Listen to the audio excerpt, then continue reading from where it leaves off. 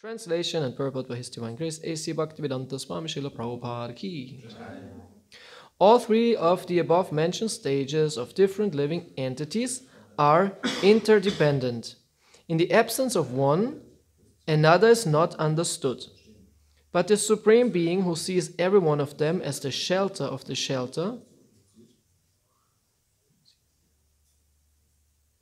is independent of all, and therefore He is the supreme shelter.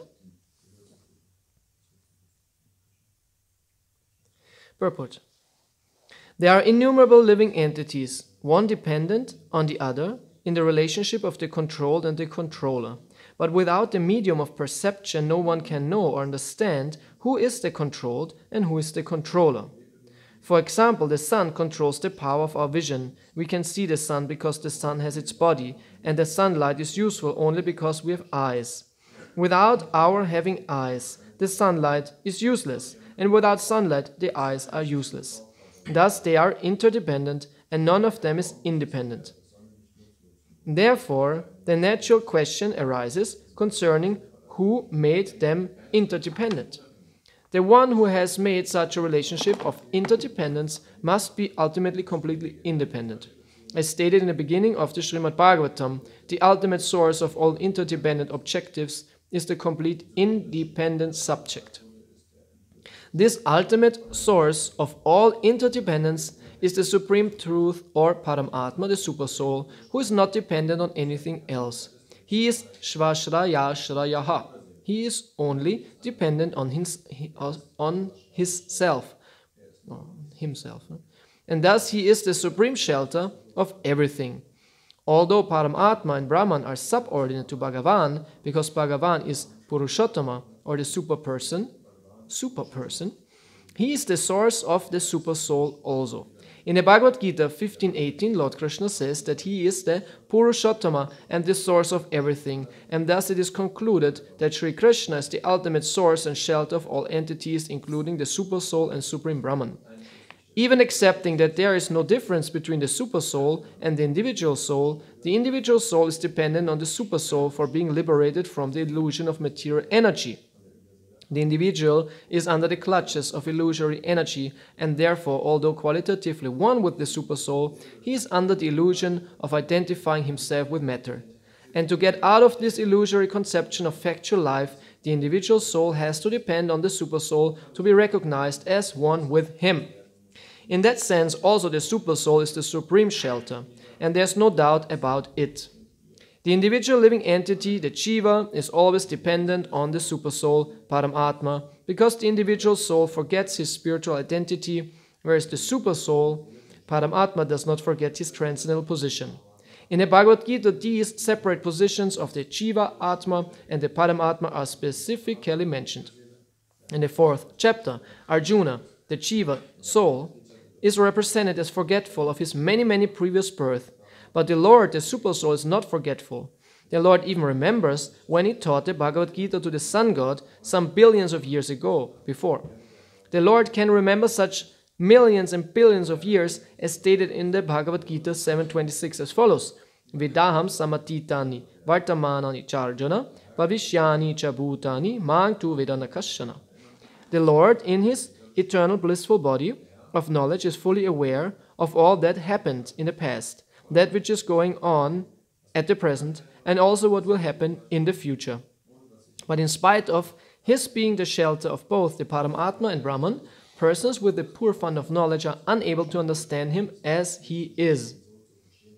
The propaganda of the identity of cosmic consciousness with the consciousness of the individual living entity is completely misleading, because even such a person or individual soul as Arjuna could not remember his past deeds, although he is always with the Lord. And what can the tiny, ordinary man, falsely claiming to be one with the cosmic consciousness, know about his past, present, and future? Om Ajnana Timirandasya Jnanandjana Shalakya Chakshumilitam Nina Tasmai Shri Gurave Namaha Mukham Karoti Vachalam Pangum Langayate Girim Yat kripadamahang vande Shri Gurun Dina Taranam Shri Chaitanya Manubhistam Stapitam Yena Bhutale Svayam Rupa Kadamayam Dadati Swavadantikam Jai Shri Krishna Chaitanya Prabhu Nityananda Shri Advaita Gadadha Shri Vasari Gaura Bhakta Vrinda Hare Krishna, Krishna Krishna, Hare Hare, Hare Rama, Rama Rama, Hare Hare. Ekam ekatara bhave yada no palabhamahe tritayam tatra no yoveda sa atma shvashray ashrayaha. All three of the above mentioned stages of different living entities are interdependent. In the absence of one, another is not understood. But the Supreme Being, who sees every one of them as the shelter of the shelter, is independent of all, and therefore is the Supreme Shelter. Hare Krishna. Yeah, this was a beautiful philosophical purport to a philosophical point of the Srimad Bhagavatam, which is a very interesting point, very interesting. Because in Western thought, the idea of absolute and relative is understood. And we can see here that the same concept is understood here as well. Yeah. So what does that mean? Absolute or relative. Relative means in relation to. Something is in relation. Something is defined by a relation. It's a very simple example. Yeah. We as humans are very big in relation to an ant. But we are very small in relation to a mountain. So, what are you, big or small? Depends on the relation, right? The relation defines. Prabhupada gives the example of the eye. Yeah? The eye is depending on the sunlight. And so we are dependent on that. And when there's no sunlight, when there's no light, you cannot see. And when there are no eyes, you cannot see. So seeing is only possible through this relation. And interdependency calls it. So relation, relative, everything is always, since Einstein, who even had this theory of relativity, everything is relative. Yeah. So I don't know where then in his philosophy is the absolute placed. Maybe he negates it completely or it has some place. I don't know, maybe someone of you is a philosopher and scientist can tell us later. But this is kind of the idea nowadays. Everything is relative. Yeah. So there is, and this regards all kinds of fields of knowledge and all kinds of aspects of life. People don't want to commit to a fixed point or fixed worldview. Everything depends on your vision, on your liking, on your inclination, whatever. There's no truth at all. There's no objective truth. No? Right? And this goes very far, from the physical into the social. Yeah. Now in the social sciences, this is a very big thing. That even gender is highly doubted. Yeah, normally there are two genders, man and woman, male and female, and this is now highly doubted. Actually, it's not even doubted anymore. It's actually disregarded. It's not true anymore. There are some social scientists. There are 49 genders, right? And because they say man and woman, these are like the boundaries, these are the poles, and in between you have so many shades of man and woman. Some men feel more like a woman, some woman feels more like a man.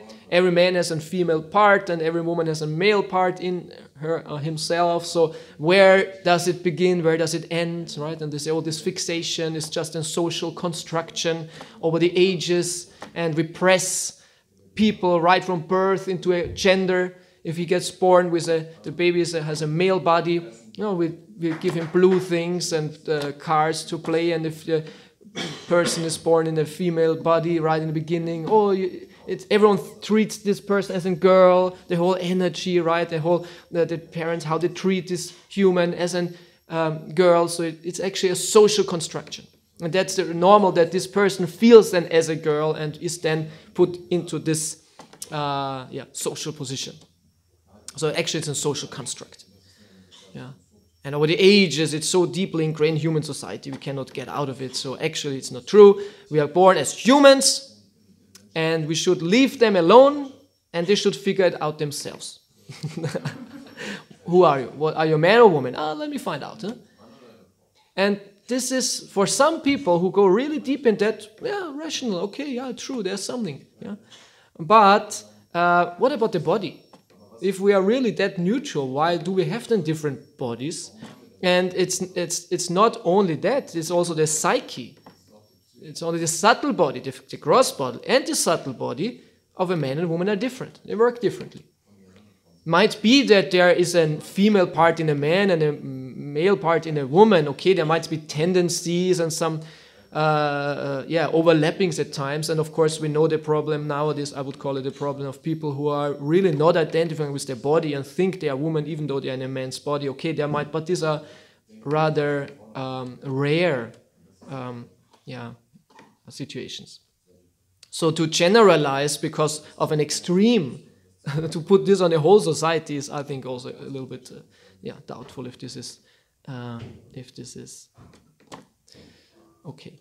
So, but actually the body and the biology, because the biology is clear if you're a man or woman. Biology is quite clear. Even psychology to some degree, right? So how to disregard that so drastically? And actually, besides social construction, we can see that if boys grow up, they have different ways of dealing, working, acting, and girls different. They really develop in their own. It's not so much that they are forced to. This would be one of our arguments. That there's some natural development how a girl or boy develops their behavior. Yeah. Anyway, so there is interesting that this everything is relative. Yeah, goes also in this field. It's not absolute. There's no static. Yeah, they don't want to have any fixation of anything. Everything is dynamic. Everything is in flow. Everything is individual. Everything is relative. And why? Because in the end, it's a rebellion. In the end, it's actually a rebellion against it is like that. This is very bad. Oh, no. Nobody can say it is like that. Who are you to say it is like that? How do you know? Everything's red. It could be like this, could be like that, could be like that. If someone says it's like that, already he's out of the scientific and philosophical game.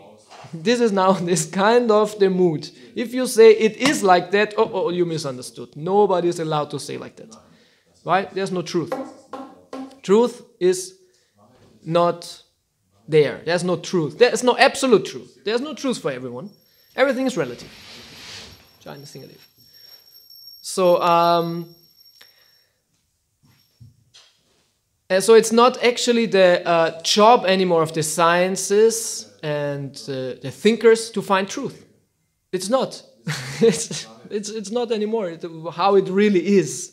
Even in science that they go so far, okay, now we have a theory, it seems to be true, but we dare to say it's true.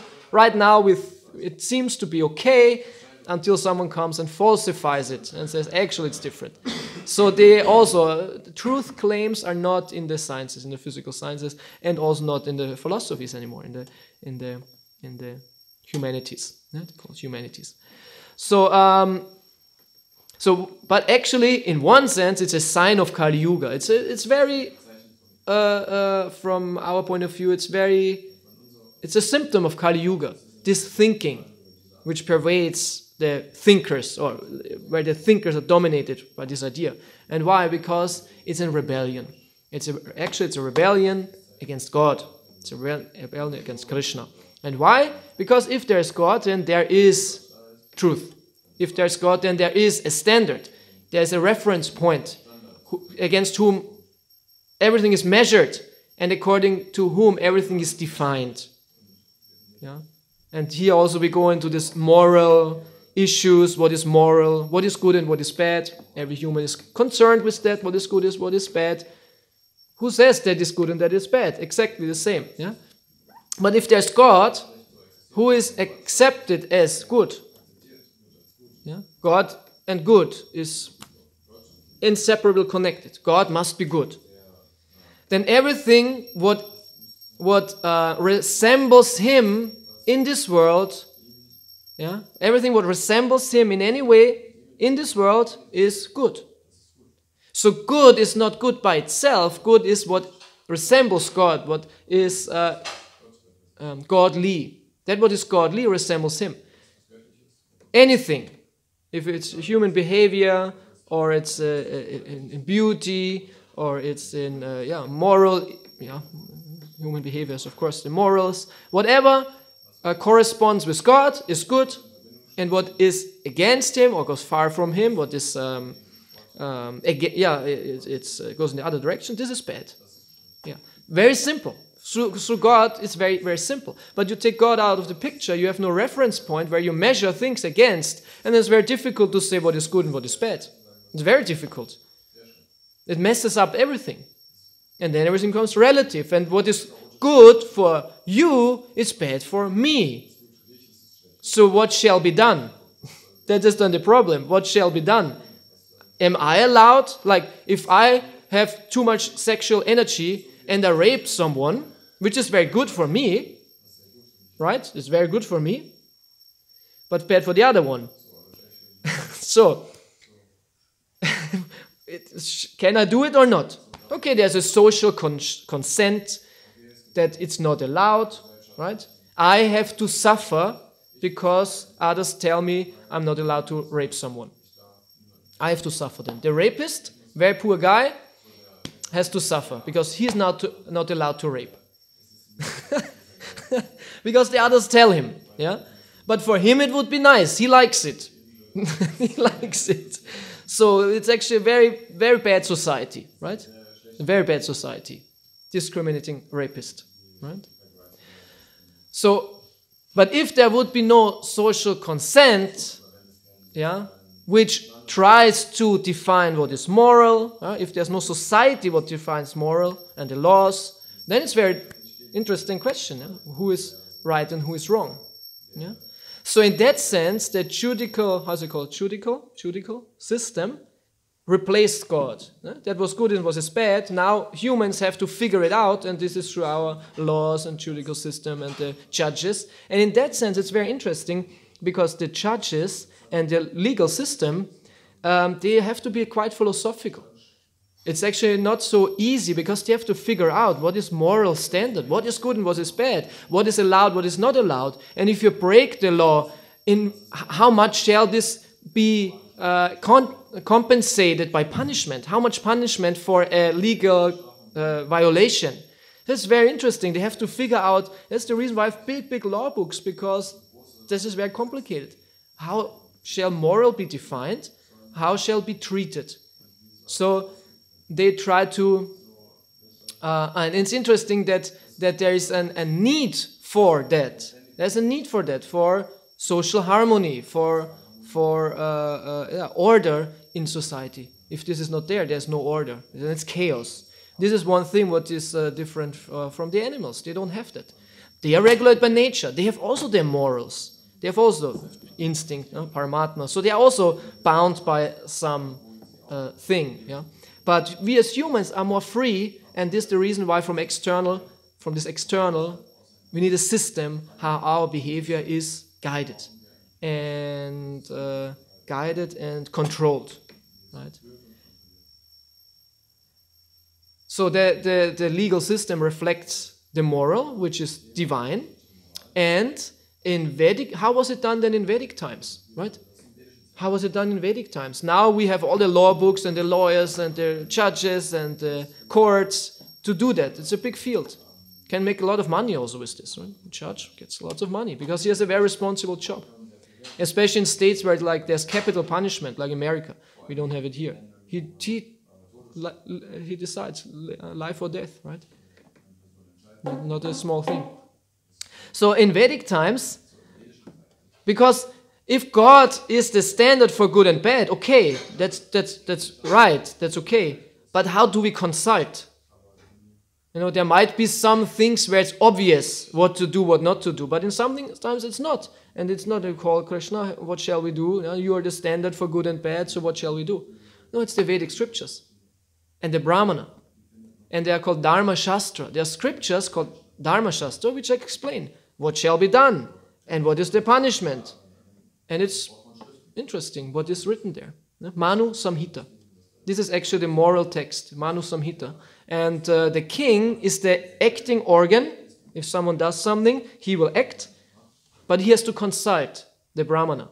If he says, okay, I have this guy here, he did this and that, what is the punishment? And he goes to the Brahmana and they search through the scripture and they know what to do. They will give the punishment. So there it's, in that sense, it's directly reflected in the Vedic scriptures. The moral standard of Krishna, his will, how his will shall be done in the world is in this Vedic scriptures and consulted by qualified Brahmanas who can understand how it works.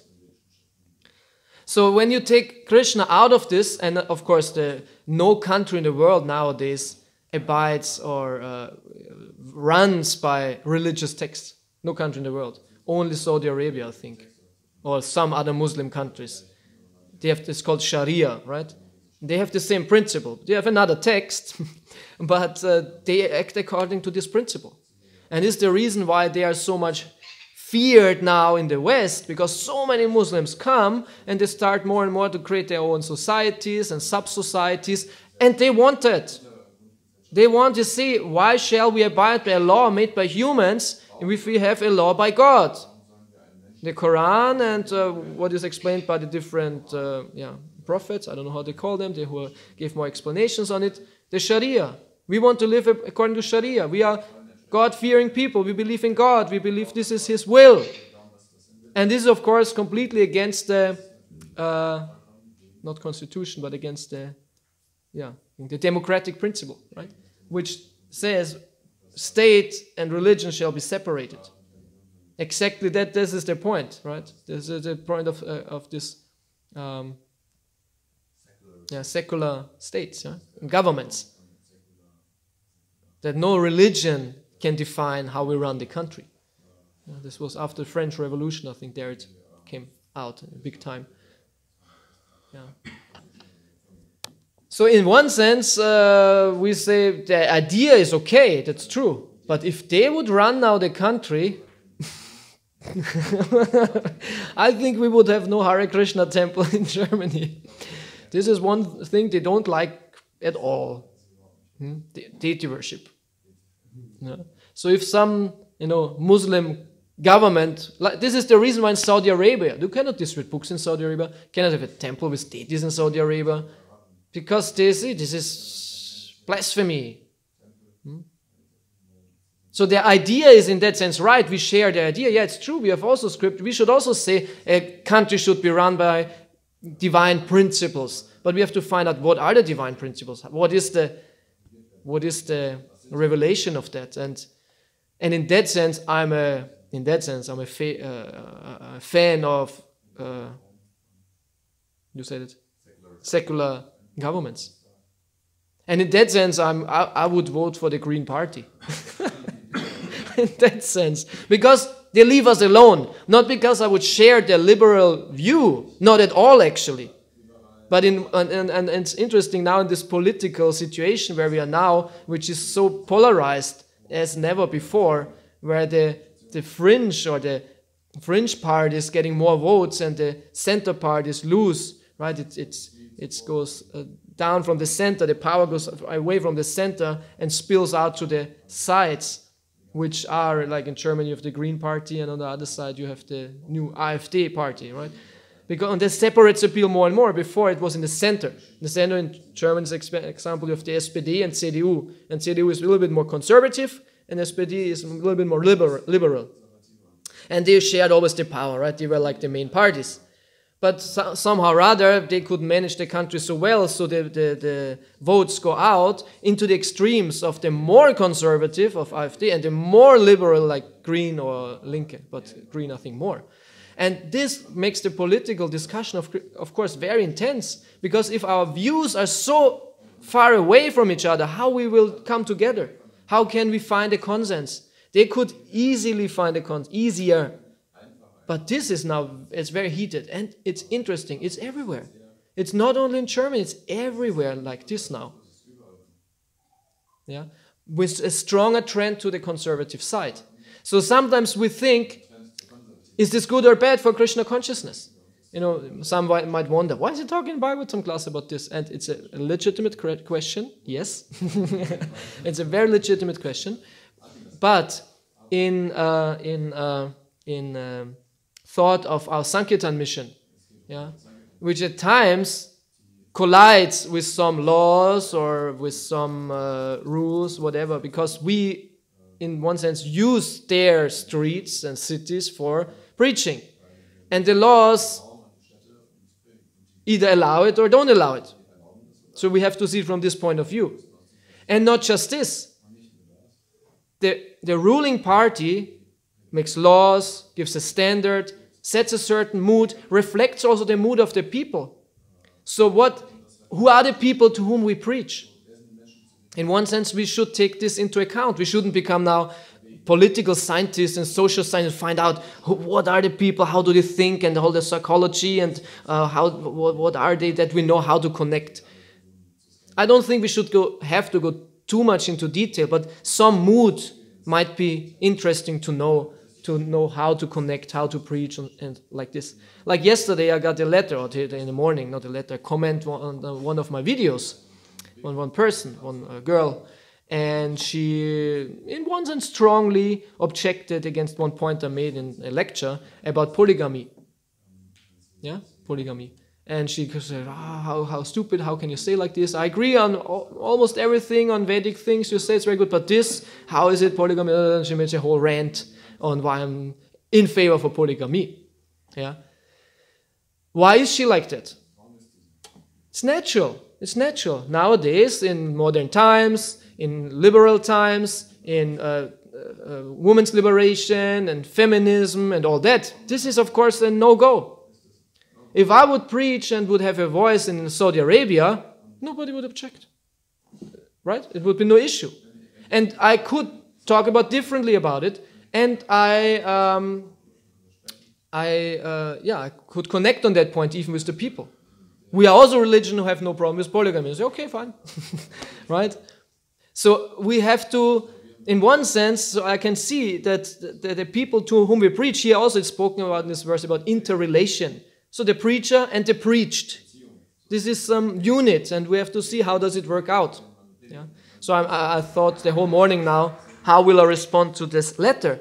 But it's very interesting. In the beginning, when I read this comment, I was like shocked. Oh no, how dare someone, say something against what I said, how dare you? But then I was starting to think, and actually, it's good because it challenges us.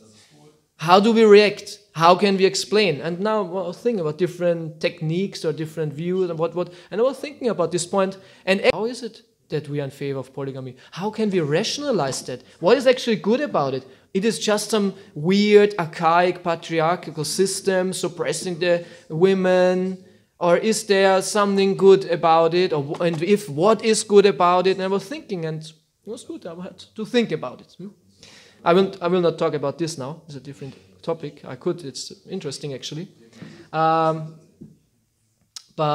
what I want to say, what I spoke about this political situation, so this left and right in this regard. So when we look at the conservative parties on the right, which right now rise everywhere in Europe, everywhere, Poland, Hungary, France, England, Germany, Austria, in America, Sweden, everywhere where there were now elections, the right, Italy.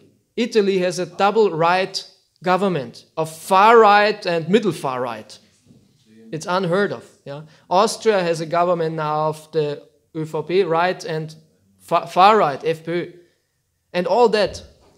Is this good or bad? And when we read and think what are conservative parties standing for, most of their stuff is more agreeable with Krishna consciousness than the liberal side. It's very interesting. Yeah? Like, especially nowadays about the sexual revolution, gay rights, feminism, keeping tradition, even religion. They are often pro-religion. Right? Liberals are against religion. And so many things, then migration, law, treating of crime. So we are more on, actually in many points we are more on their side. Yeah.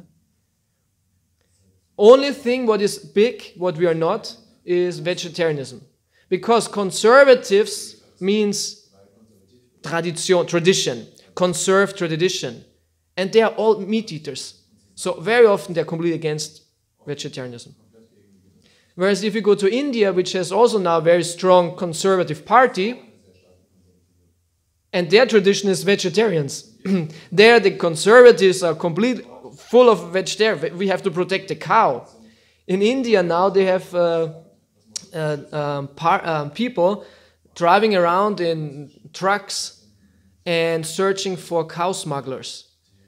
Yeah, because in India they smuggle the cows. It's one of the biggest, it's the biggest meat export of the world for cow meat actually. India, it's crazy. How can it be? But it's like that.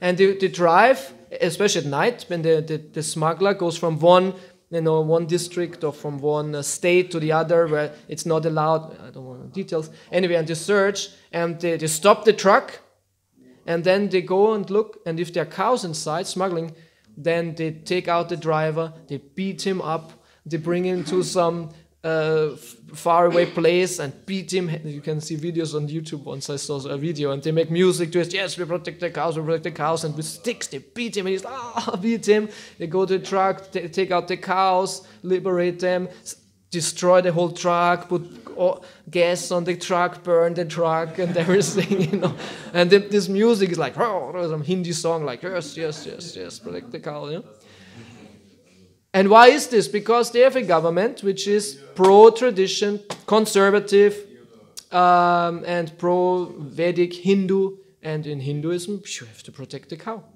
So this is what they do. And many people say it's very good that they're there. Sometimes they kill some Muslim, they find some meat in his fridge and beat him up too much and he dies.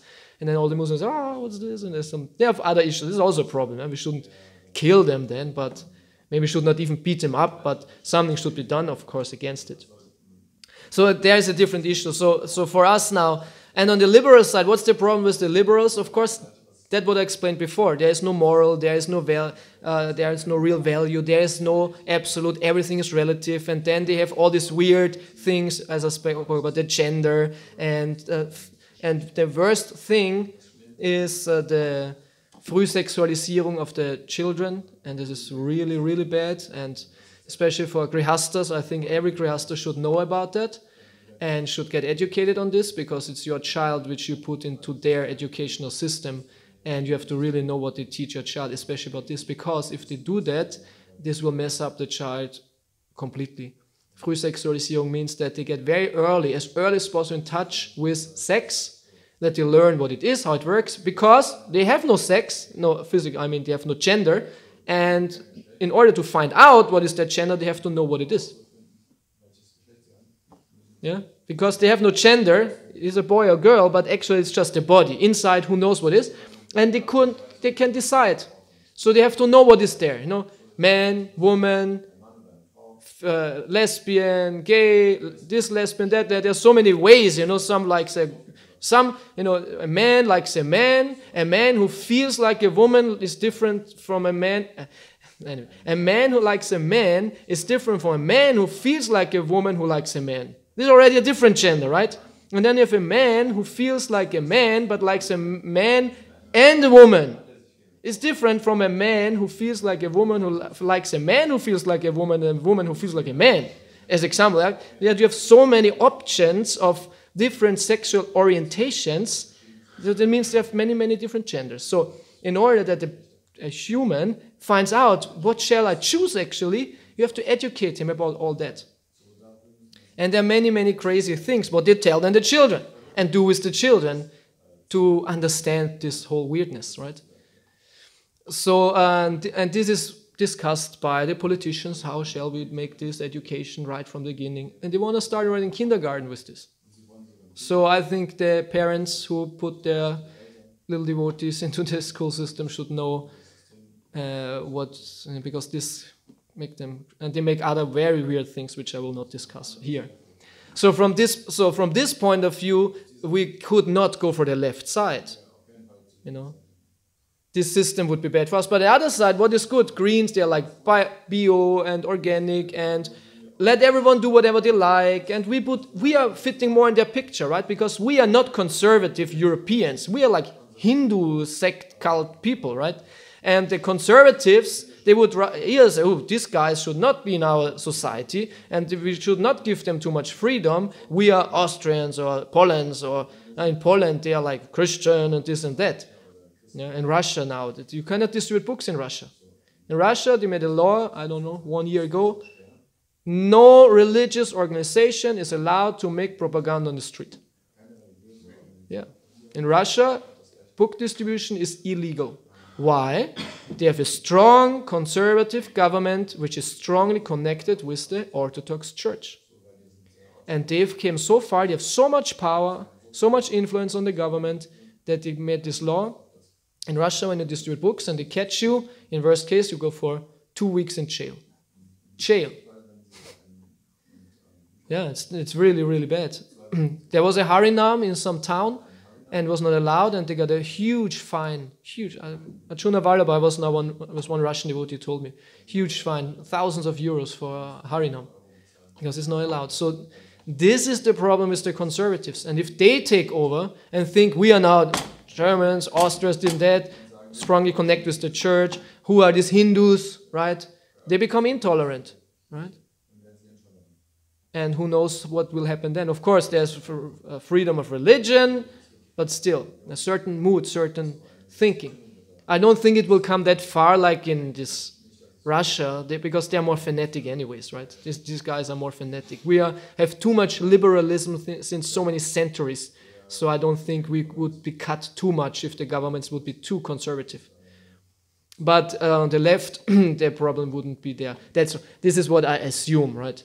So we see that there are different views and what could influence us and our life, because we are living in this world, we're living in this society, we live in this country, and of course, for me, as a brahmachari especially, on brahmacharis in general, this might not be so important because we don't touch society too much. Right? The more we are removed from this society, like many devotees, like especially temple devotees, I don't care too much what's going on there. As long as they leave me alone, I can distribute my books, and they have some money. If there is no financial crash or everything has a credit card, it keeps on going. But if a devotee, as example, works in some company and has children, and children go to school, and he has some co-workers and more social contact with this karmi society, I think this could be issues. Yeah? So for us now, this sounds maybe a little bit alien because we are young, we have not much understanding of the political system, of the society. We are dropouts. Most of us are young dropouts who were never living in society. I was never living, like this devotee yesterday said, oh, you're from Vienna. Oh, there the social flat system is very good. If you want to find a flat or a house, it's very good in comparison to Berlin or other places where he lived. And I was thinking, I have no clue about it. And I said, I have no clue about it. I never in my whole life searched for a flat.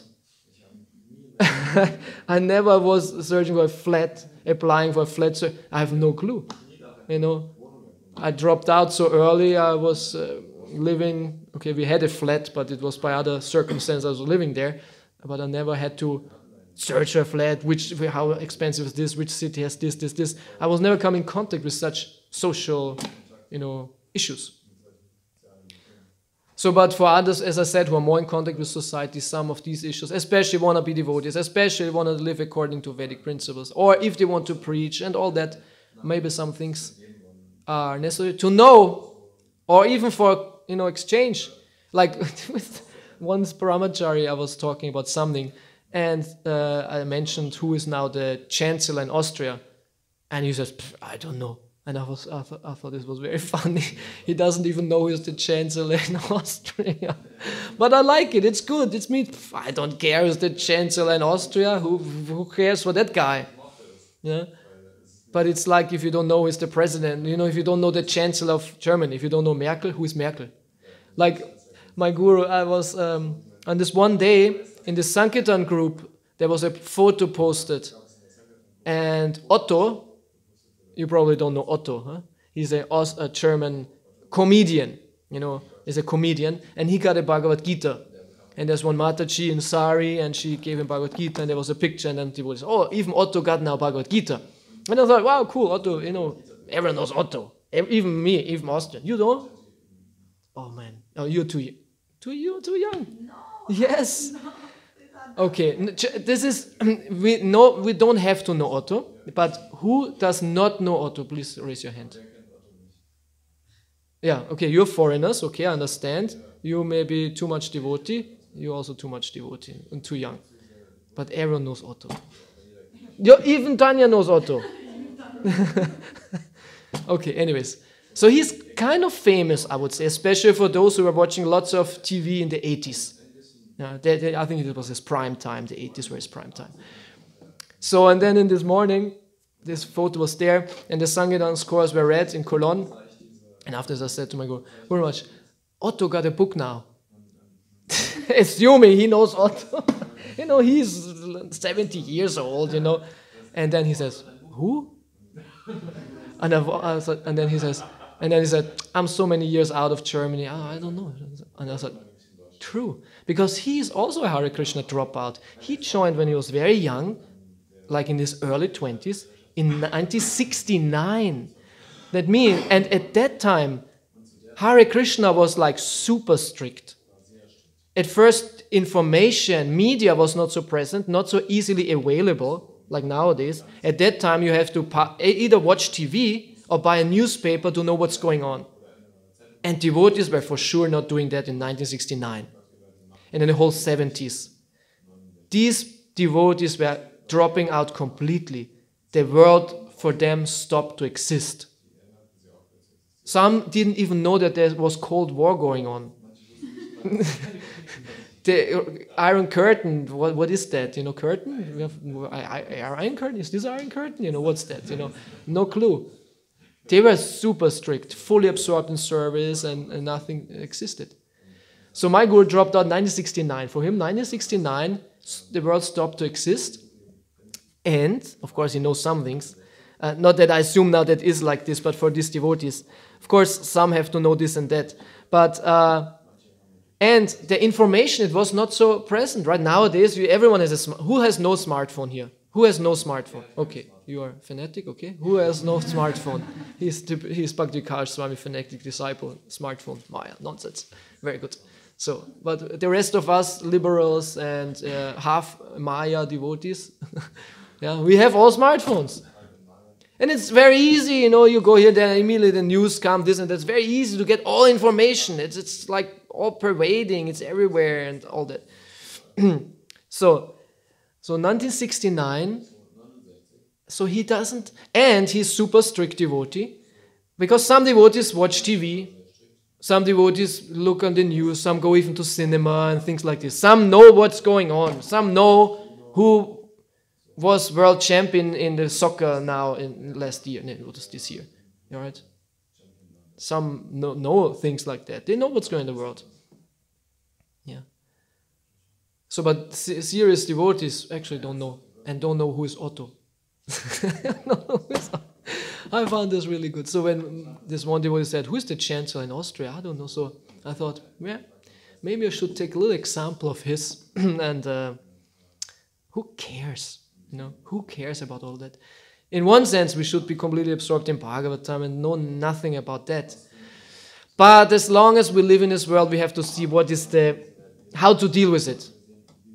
And we should not be too much on the wrong side, right? Because it takes on your consciousness. Yeah.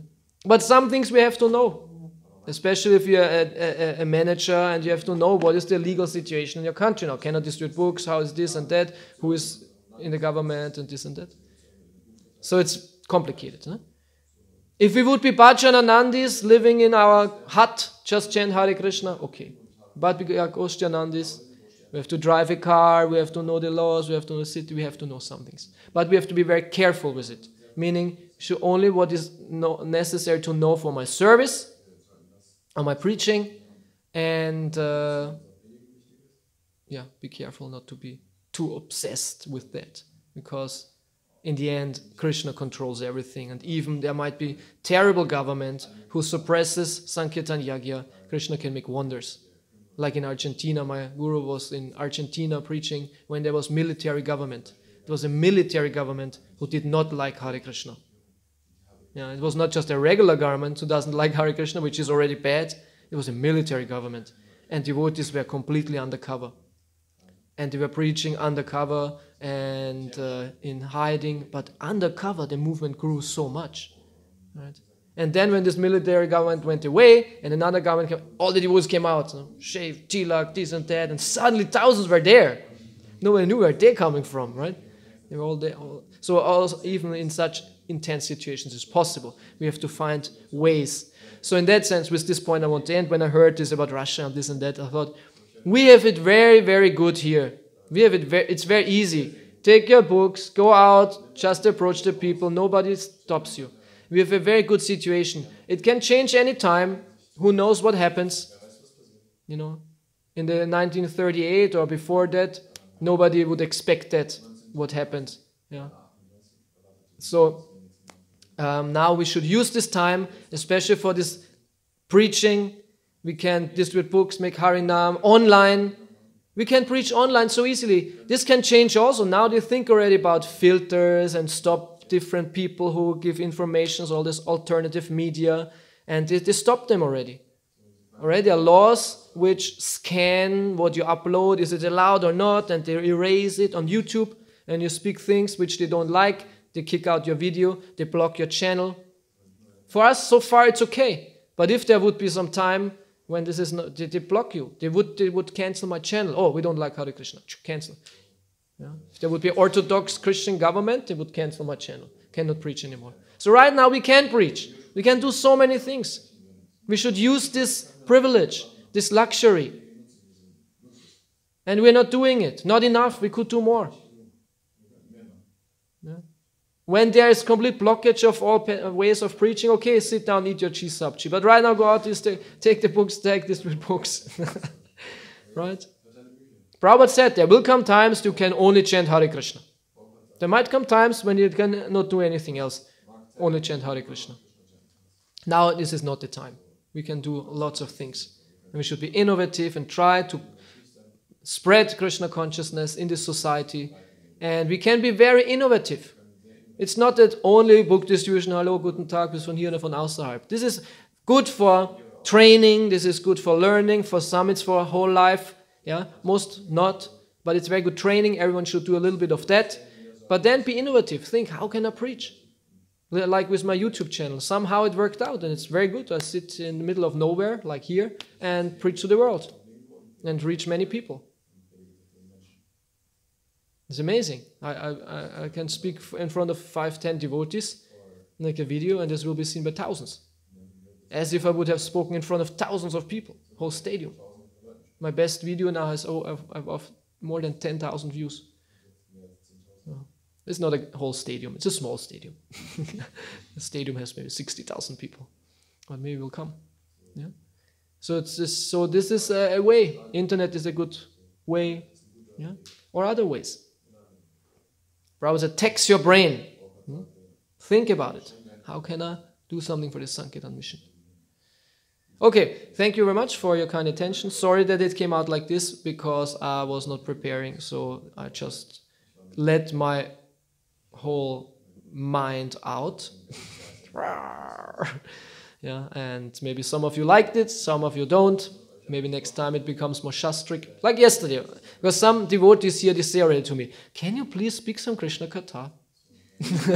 Can you? Yeah, something like that. And I said, I speak so much Krishna Katha. I said, I don't know. They don't hear it. I don't know what's their problem. They think I always speak about things. They are too pure, of course. And when I speak on such contemporary issues, they think, oh no, I wonder where's Leela, where's philosophy, where's Bhagavatam? So yesterday I think it was very Bhagavatam and Bhagavad Gita quotes. So today it was a little bit contemporary. But can you speak about Krishna? I don't know, maybe not. Okay, any questions? Objections? Yes? I have one commentary and one question. Yeah, please. So, commentary one is that when I was still in, in society, and I was working in office, not quite well-paid job in Lithuania, and my spiritual life was developing, and I stopped drinking alcohol. So happened that I also did that. yeah, I also stopped drinking and I was alcohol. working full time in office job, 5 days per week, 8 hours, and when I did this, I immediately felt that I was isolated. So the work, the society is so, Yeah. these laws are so strict that even these these laws which are unwritten, they are Yeah, social laws. yeah, They're not social customs, they're like almost social laws. Yeah. that if you are not following, so you are immediately Yeah. Yeah. on the other side. And I remember on this time when I was still following the news, the women who were giving birth to children at home, they were also on that time they were also outlaws. So on that time the state even started to persecute them, Wow. try to catch them. So at home, this is so strict. And my question is, nowadays, what decides what is moral? And who decides what is moral? This is a big question, and many people think about that, and philosophers are there, and students of law are there, and they try to figure it out. Previously, it was that I just heard probably somewhere that in the beginning, this Mana Samhita, there was this laws given by God, and in different cultures there were these wise men who were connected with Lord, and they were giving these laws, and these laws what we have now, they just gradually developed. Yes, of course. Yeah. But now we don't have this. Yeah, definitely. The societies still work on old laws, and they get always updated, refined, or changed. It's an evolution, right? It's an evolution. They had, I don't know when it started, but somehow they had some laws. I don't know when it started, how the German laws started. There are so many laws, right? Especially in Germany, for so many fields. Everywhere there are laws and law books and all that. Yeah, but somehow it started somewhere. Someone wrote this. Okay, this is the law. This is the law. This is the law. This is the law. And in the beginning was definitely more inspired by clerical people. Yeah, but in time it's changed, and nowadays it's separate from that. Yeah. It's an ongoing process for them. Now, who decides? For example. Now, these are the different judges and professors of law, and they work on that. And I don't know how they change this and that. I don't know how it's the legal process, but there are some people who still work on that. So they basically decide what is acting like a human, and what is not acting like a human. Yeah, I don't know if they go so far. At times it's a more technical things. What is allowed, what is not allowed. Yeah, I don't know if they go at times too much into moral issue, what is good and what is bad. At times, yes, but not in all things. I think these moral considerations are too much of concern. Yeah. Okay, thank you. Someone else? Good. Srila Prabhupada ki Nitai Gaur Premanande.